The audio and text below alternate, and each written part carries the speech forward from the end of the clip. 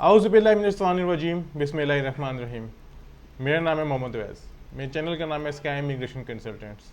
इसी तरह मेरी वीडियो देख रहे हैं मेरे YouTube channel sky immigration consultants और मेरे Facebook page sky immigration consultants पे। वीडियो को आगाज़ करने से पहले मैं आपको बताता चलूँ कि जो हमारी ऑफ़र लगी हुई है, आपको पता है कि 29 जून तक हमारी ऑफ़र है। वो ऑफ़र है 50% हमारी फ़ीस वेव है। वो फ़ीस वेव है जो हम लोग फ़ाइल प्रिपरेशन कर रहे हैं, चाहे वो जिस मर्ज़ी कंट्री को जिस हम लोग काम कर रहे हैं, उसकी जो हमारी एक्चुअल फ़ीस है उसमें आपको 50% डिस्काउंट मिलेगा। जैसे मिसाल के तौर पे तुर्की की हमारी फ़ीस है 8,000 रुपये, जो ऑफ करके हो रही है 4,000 रुपीज़। यूके की 10,000 हो रही है, मोरक्को की 10,000, जापान की 10,000, कोरिया की 10,000, शेंजन की 12,500। यानी मुख्तलिफ जो हमारी फ़ीसेस हैं, हमारी इंतहाई फ़ीस जो हमारी फ़ीसेस हैं वैसे ही बहुत कम है, लेकिन हमने 50% में मजीद फ़ीस वेव कर दी है। उसकी ये वजह यह कि जो हमारी ऑफिस की हमारी थर्ड जो मीरपुर ब्रांच की 3री सालगिरह आ रही है, उसकी खुशी में हम लोगों ने ये फ़ीस की ऑफ़र निकाली हुई है। अपने पॉइंट पे आता हूँ। जो आज का टॉपिक हमने चूज़ किया है वो है जापान टूरिस्ट वीज़ा। जिन लोगों ने हमें फेसबुक पेज पे लाइक किया हुआ है उन्हें देखा होगा कि हमारी जो एक वीज़ा रेशो है जापान की, यूके की तो हमारी अल्हम्दुलिल्लाह डेली बेहतर है ही। हम लोग उसमें 3-4 हमारे वीज़े अप्रूव हो रहे हैं। साथ ही हमारे जापान है वो भी अल्हम्दुलिल्लाह बहुत बेहतर जा रहे हैं। हमारे सारे होते हैं वीज़े का अप्रूव होते हैं, लेकिन कुछ चीज़ें होती हैं जो आपको अपॉइंटमेंट लेट मिलती है, आपको जवाब लेट आता है, कुछ क्लाइंट डिस्कस नहीं करता, कुछ के रिफ्यूज़ जाते हैं। इसमें आप कुछ भी कहना चाहें आप कह सकते हैं, लेकिन अल्हम्दुलिल्लाह जो हमारी वीज़ा रेशो है ओवरऑल कंट्रीज़ की, वो बहुत ज़्यादा परफेक्ट जा रही है। मैं ये नहीं कहूँगा जी हमारे वीज़े रिफ्यूज़ नहीं होते, वीज़े रिफ्यूज़ भी होते हैं, लेकिन फिर भी मुझे लगता है कि जो हमारे केसेस वीक होते हैं हम उन पर भी अपनी जान डाल के उनको अप्रूव करवा देते हैं। जापान टूरिस्ट वीज़ा आपको पता होगा कि जो जापान की वीज़ा रेशो तो आप देख होंगे बेहतर जा ही रही है साथ, लेकिन जो इशू स्टार्ट हो गया वो ये हुआ है। आपको पहले भी पता था कि जापान के जो अनलिमिटेड केसेस सबमिट हो रहे थे, यानी जो बंदा ज़्यादा उसके केसेस अब जमा हो रहे थे, जिसमें से वो बहुत ज़्यादा रिफ्यूज़ भी हो रहे थे, जिसके बेशक Canada, America, Schengen, Australia, America, Canada के वीज़े जेन्युइन थे, मतलब के एक्टिव थे, ठीक है, वो उस पर सफ़र भी करना चाहते, लेकिन साथ उन्होंने अपना प्लान दे रहे थे कि साथ हम जापान को भी अटैच करना चाह रहे हैं, मर्ज करना चाह रहे हैं, लेकिन उनके भी वीज़े अनफॉर्चुनेटली रिफ्यूज़ हो रहे थे। तो फिर जापान एम्बेसी ने ये कर दिया कि साथ उन्होंने इसको एक रेशो, मतलब कि जो उनकी एक एप्लीकेंट्स की तादाद उसको कम कर दिया, उन्होंने 100 कर दिया, 100 से फिर 25 पे ले आए। अब सवाल ये आता है कि इतने ज़्यादा वीज़े जमा क्यों हो रहे थे। उसकी जो मेन वजह ये थी कि जापान एम्बेसी की फ़ीस नहीं, ये फ्री ऑफ कॉस्ट है। फ्री ऑफ कॉस्ट में मेरी कि इसको आप लोग फीस जमा करवाने की जरूरत नहीं पड़ती, इसकी एम्बेसी की फ़ीस नहीं आपने जाना, और ना ही तो आपको इसमें ट्रैवल इंश्योरेंस रिक्वायर्ड होती है। यानी आप ये कह सकते हैं कि बहुत सस्ते तरीके से अपना वीज़ा अप्लाई कर सकते हैं।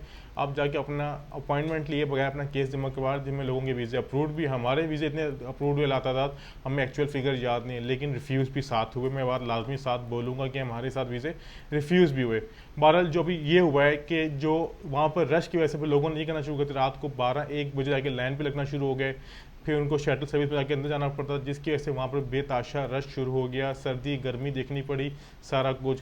तो अब जो नया रूल जापान एम्बेसी ने ये लॉन्च किया, जो शटल सर्विस ने लॉन्च किया, कि आपको जाके एम्बेसी की अपॉइंटमेंट तो अभी भी नहीं, लेकिन जो शटल सर्विस है आपको उसकी अपॉइंटमेंट लेनी पड़ेगी। आपको शटल सर्विस पे अपना नाम लिखवाना पड़ेगा, जिसके बाद आप इतना जा सकेंगे। मिसाल के तौर पे अगर आप लोग 5 एप्लीकेंट्स हैं, या 5 दोस्त हैं, या फिर 5 महल्ले वाले, या 5 जानने वाले हैं, तो उनमें से एक बंदा भी जाके किसी सबके नाम लिखवा सकता है। जब वो नाम लिखवाएगा वो बताएंगे आपने फ़लान दिन आना, तो आपने फ़लान दिन ही जाना होगा। अगर आप उसके एक दिन बाद जाएंगे तो आपका वो नाम रिमूव हो जाएगा। आप ये कह सकते हैं कि इन शॉर्ट शटल सर्विस ने अपनी अपॉइंटमेंट्स का आगाज़ कर दिया जापान एम्बेसी में।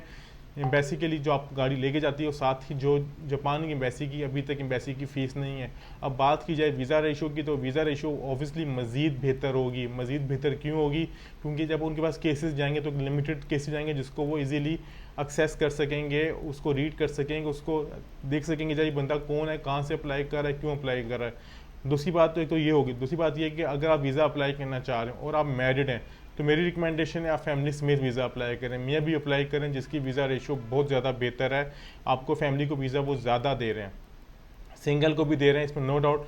अगर आपके डॉक्यूमेंट स्ट्रॉन्ग हैं, आपके सर्कमस्टेंस स्ट्रॉन्ग हैं, आपके टाई स्ट्रॉन्ग हैं, आपके सारे डॉक्यूमेंट्स कंप्लीट हैं, तो आप अकेले भी अप्लाई करें। अगर आप समझते हैं कि थोड़े बहुत डॉक्यूमेंट्स वीक हैं या कुछ भी, तो आप फैमिली के साथ वीज़ा अप्लाई करें, उसकी वीज़ा रेशो बेहतर जा रही है। क्यों? उसकी वजह ये है कि हमारे लास्ट 2 वीक्स में जितने वीज़े अप्रूव हुए हैं, ज़्यादातर वो कपल के ही हुए हैं। सिंगल भी हुए हैं जो आपने देखोगे हमारे फेसबुक पेज पर, लेकिन इसमें ज़्यादा कपल्स के ही वीज़े अप्रूव हुए हैं, चाहे वो डडियाल की फैमिली हो, चाहे वो इस्लामाबाद की फैमिली हो, चाहे वो कराची की फैमिली हो, जहाँ की भी हो, उनकी फैमिलीज़ के ज़्यादा वीज़े अप्रूव हुए।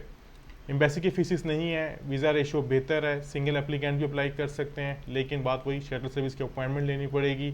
और साथ ही आपको पता चलूँ कि हमारी जो ऑफ़र लगी हुई है 50% फ़ीस वेव की, आप उससे फ़ायदा उठा सकते हैं। 29 जून तक लास्ट डेट है इस ऑफर फ़ायदा उठाने की। और बात जो बहुत अहम, बहुत ज़रूरी, स्काई इमिग्रेशन कंसल्टेंट्स किसी किस्म का डन बेस पे कोई काम नहीं करता। हम लोग एश्योरिटी पे कोई काम नहीं करते, और नहीं तो हम लोग किसी क्लाइंट को कोई गारंटी देते हैं कि आप फलां सिटी छोड़ के हमारे पास काम करवाने के लिए हम आपका काम हमारे पास ही होगा। ऐसा नहीं है। हम लोग कोशिश करते हैं, हमारी टीम में मौजूद है, और जो नंबर्स हमने दिए हुए हैं वो जस्ट और जस्ट सर्विसेज के लिए। बाकी काम होना या ना होना वो किस्मत की बात होती है। अगर अल्लाह ताला समझेगा कि आपके लिए मैंने एक काम करना है, तो अल्लाह आपके लिए काम हो जाएगा। अदरवाइज़ इस पर आप यकीन रखें कि जो होता है बेहतर होता है। आपसे दोबारा मुलाकात होगी बहुत जल्द कोई नई इन्फॉर्मेशन के साथ। बहुत शुक्रिया। खुदा हाफिज़।